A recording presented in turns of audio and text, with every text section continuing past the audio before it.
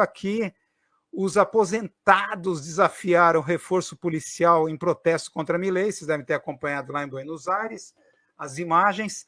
As torcidas uniformizadas de futebol deram apoio aos aposentados e rolou toda aquela repressão e aquelas imagens, né? Que foi final de tarde e avançou pela noite, né?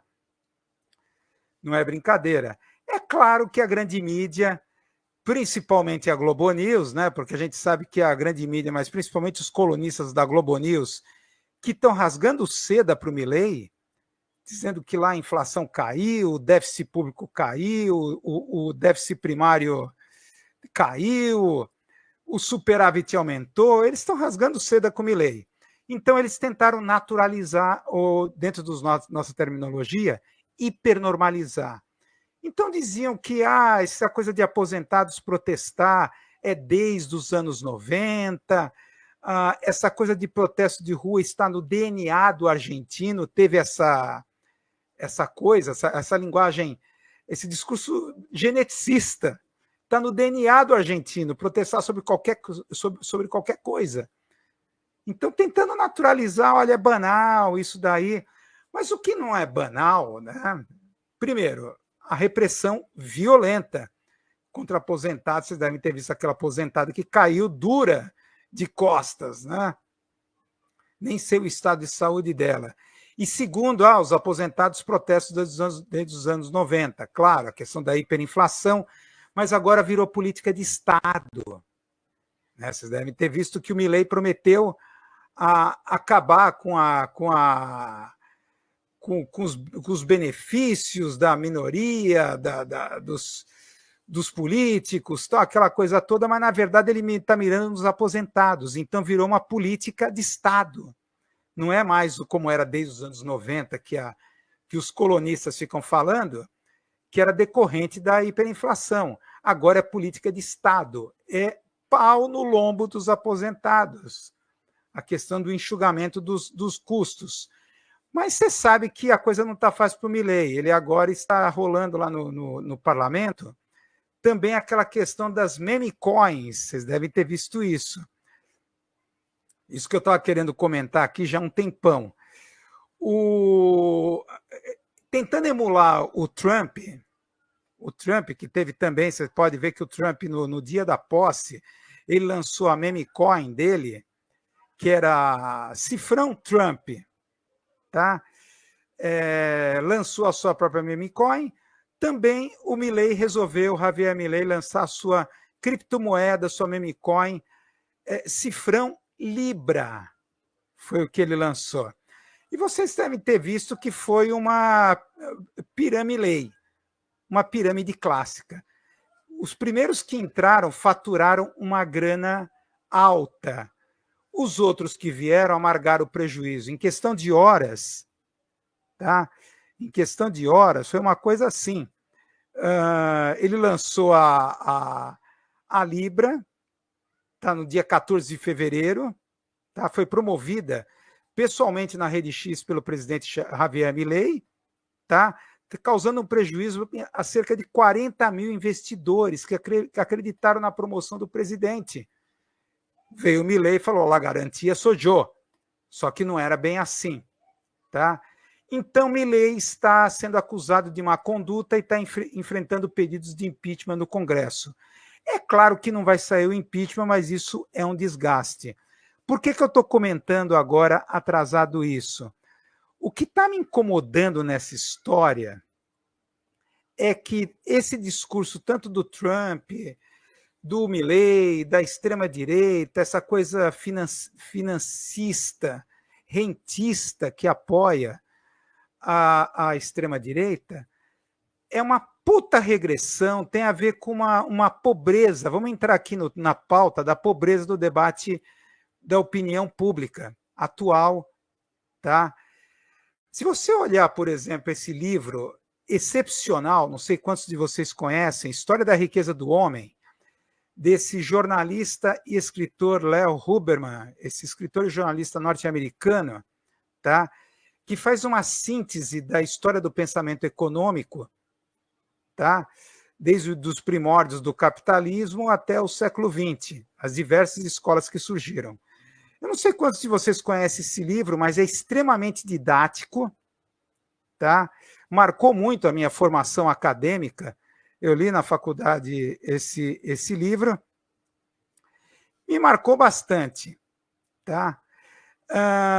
Olhando, relendo, eu fui querer reler alguns trechos desse livro, para chegar à conclusão de como regrediu o debate econômico e político. Tá? Nesse livro, Léo Huberman, ele se perguntava, é uma questão que é inicial do livro dele, qual a origem da riqueza humana? Mas não só da riqueza humana, mas por que há uma distribuição desigual dessa riqueza produzida pelo homem? Então, reformulando, a pergunta inicial que dá início aqui ao livro é qual a origem da riqueza do homem? E segundo, por que essa distribuição é desigual? Tá? Então, ele vai tentar encontrar a resposta na história do pensamento econômico. Então, ele vai buscar, por exemplo, da pergunta, a riqueza vem da onde? Ele vai olhar na história do pensamento econômico, primeiro a resposta que a riqueza vem da terra. Se você tem posse da terra, você é rico. Então, a riqueza vem da questão da distribuição e da posse da terra. É o sangue azul herdado pelos nobres, então veio também essa coisa que a riqueza e o poder estaria no sangue azul, seria algo herdado. A coisa do sangue azul é bem na monarquia, vem essa coisa. Ou então, na fase do capitalismo comercial, vem do comércio, então vem do lucro comercial a riqueza, tá? Ou então você tem a história do pensamento metalista, que a riqueza vem da propriedade de ouro e prata, da posse desses metais, não só da posse, mas da mineração desses metais, você passa a ser rico. O grande avanço na história do pensamento econômico, vocês sabem, foi Adam Smith e Karl Marx, tá? Que ele dá destaque aqui no livro. Por quê? Porque esses dois autores, o Adam Smith e o Karl Marx, embora eles sejam pensadores econômicos que acabaram criando correntes opostas, o neoliberalismo, o liberalismo versus o marxismo, os dois partiram do mesmo ponto de vista, de que, na verdade, falar que a riqueza estaria na posse do ouro, prata, sangue azul, posse da terra, na verdade, a gente está discutindo não a riqueza em si, mas apenas efeitos do trabalho. Porque a terra, o ouro, tudo isso para ser riqueza e ter valor, precisa do trabalho humano, uma quantidade social de trabalho necessária para a produção desses bens. Portanto, a riqueza está na posse do valor trabalho. Tá? Então, a conclusão, aí vai chegar Karl Marx, que a verdadeira origem da desigualdade está na exploração da força de trabalho alheia. Aí toda aquela discussão da mais-valia, etc, etc. Tá? Até aqui tudo bem. Tá?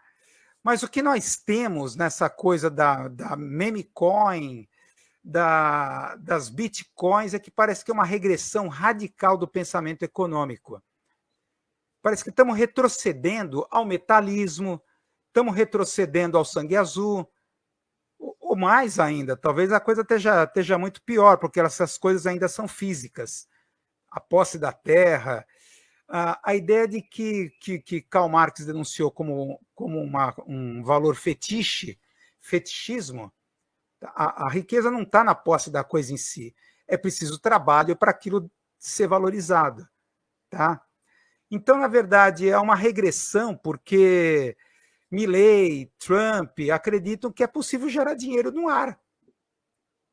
Então, meme coins, o fato de um presidente com toda a sua visibilidade, através das redes sociais, lança uma moeda, essa moeda é valorizada.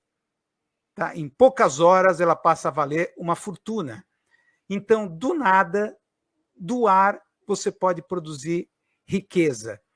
E o pior é que o Milley, candidamente, o libertário, vocês devem lembrar, ele, em defesa do prejuízo dos 40 mil investidores, ele falou o seguinte: na verdade, eu também fui enganado, porque, na verdade, o projeto da Libra era um projeto de financiamento para pequenas empresas argentinas, incentivando a nossa economia.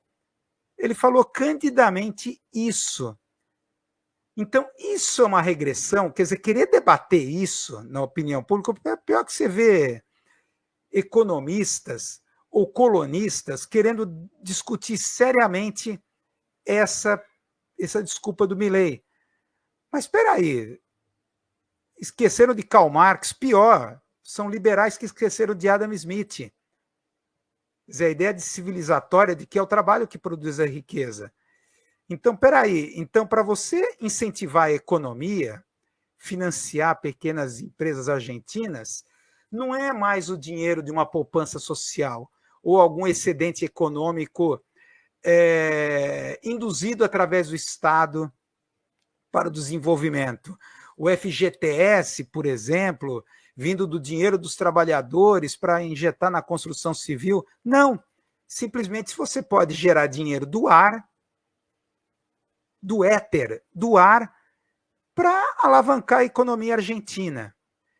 Isso é uma coisa bizarra, é incrível. Você olhando esse livro, A História do Pensamento Econômico, a história da riqueza do homem, né, do Léo Huberman, você vê o quanto regrediu o debate econômico. Dá uma lida nesse livro. É um livro fascinante, ultra didático, mas o corte é exatamente esse momento. O que você vê hoje é uma regressão tão grande que nem se discute a questão da posse de metal. Ouro, prata, é simplesmente dinheiro gerado do ar, do nada, que pode alavancar a economia de um país. É o que candidamente o Milei... Isso passou batido.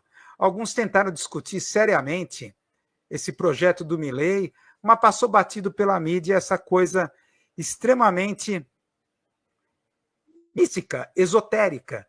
Daí que você vê o porquê, vem na rabeira dessa